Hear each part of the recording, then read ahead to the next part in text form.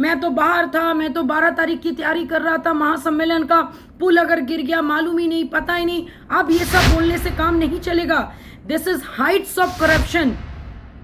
साल में 2 बार पुल गिरता है, फिर से आप किसी को ये कॉन्ट्रैक्ट देंगे, फिर से उन लोगों के पॉकेट में पैसा जाएगा। 200 करोड़ का ब्रिज दोबारा गिर गया। मुझे समझ नहीं आता है किस ढंग से आप लोग काम करते हैं, किस ढंग से चीज़ों को लेके चलते हैं। और बार बार पुल गिराने का क्या मतलब कि फिर से दोबारा किसी को कॉन्ट्रैक्ट मिले और फिर पैसा जाए। मतलब आपके पास लोगों के रोजगार के लिए पैसे नहीं है, आपके पास शिक्षकों को देने के लिए पैसे नहीं है। बिहार का 17 साल से और क्या देखेंगे हम लोग। इलेक्शन से पहले ये सारी घटनाएं, आपके कर्म का फल आपको मिल रहा है। अभी तो जाग जाइए, अभी तो कम से कम अपनी गलतियों के लिए आप जनता से माफी मांगिए। विपक्ष को एकजुट करने की तैयारी में जुटे नीतीश कुमार को एक बड़ा झटका लगा है। पुल के गिरने के बाद आपको बता दें कि नीतीश कुमार चौतरफा घिरते नजर आ रहे हैं। हालांकि तेजस्वी यादव ने मीडिया से बातचीत के दौरान अपनी बातों को स्पष्ट किया। हमने भी खबरों में आपको दिखाया कि तेजस्वी यादव और उस विभाग के अधिकारियों ने किस तरह से उस पुल के गिरने को लेकर के अपनी बात रखी है, लेकिन विपक्ष रुकने का नाम नहीं ले रहा है।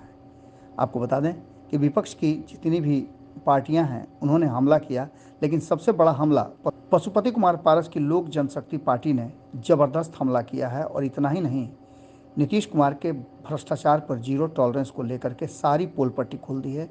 पूरा कहानी और इस पुल से जुड़ी हुई जितनी भी बातें हैं उसकी सारे कागज़ को निकाल करके देवजानी मित्रा ने किस तरह से नीतीश कुमार को घेरा है, आप खुद देख और सुन लीजिए।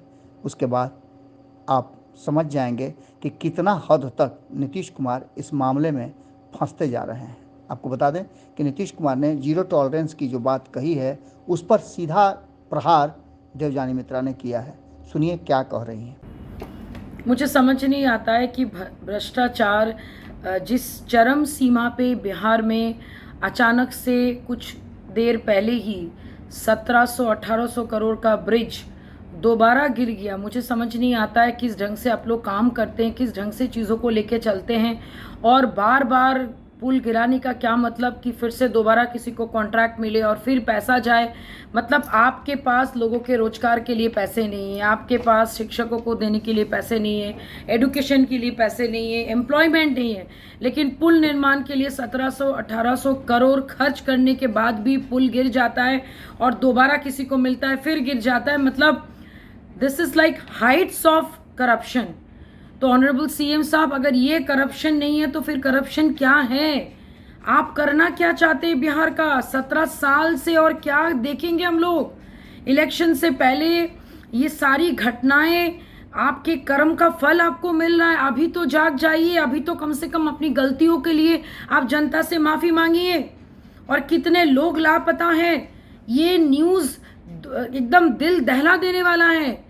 आई एम श्योर आप सुन रहे हैं हम सबकी बात। हेलो सीएम साहब, हेलो। आई एम श्योर कि आपके कान पे जू तक नहीं रेंग रहा। इस बार अगर आप बोलेंगे कि आपको पता नहीं, आप जांच कर रहे हैं, देख रहे हैं क्या होता है, मैं तो बाहर था, मैं तो 12 तारीख की तैयारी कर रहा था महासम्मेलन का, पुल अगर गिर गया मालूम ही नहीं, पता ही नहीं। अब ये सब बोलने से काम नहीं चलेगा। This is Heights of corruption.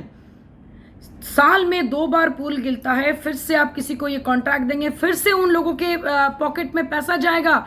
इसकी जांच होनी चाहिए और आपको इमीडिएट, विथ इमीडिएट इफेक्ट आपको रेजिग्नेशन देना चाहिए। क्योंकि जो मुख्यमंत्री राज्य के लायक नहीं है, वो 12 तारीख के सम्मेलन में क्या बात करेंगे?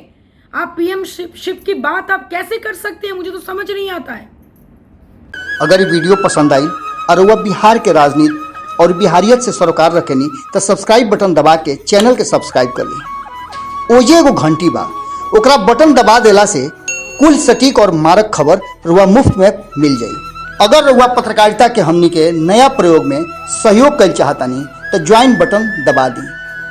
पेटीएम नंबर नोट कर ली 9386816700। धन्यवाद।